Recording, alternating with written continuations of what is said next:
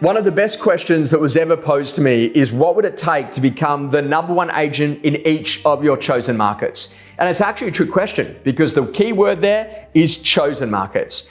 Now, let's have a quick look at how we break down this formula. Number one, what actually is your chosen market? Do you choose it based on geography? Do you choose it based on the type of clientele? Is it the type of property or is it the type of price point? So in other words, are you a unit specialist, a house specialist? Do you do all? Are you in a position that you only look after investment properties or do you only look after luxury real estate?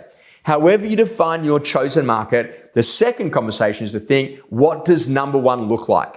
If the number one agent in your area does 41 transactions and you now need to do 42 transactions, you now know what number one looks like on the inside of your business.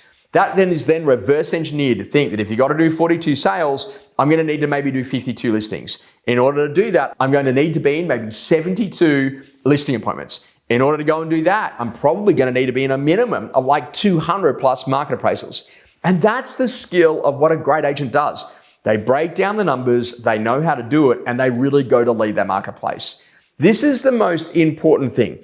Because ultimately, if you want to be that number one, that then leads you to the third component. You're going to need to build a team in order to be able to go and do that level of volume.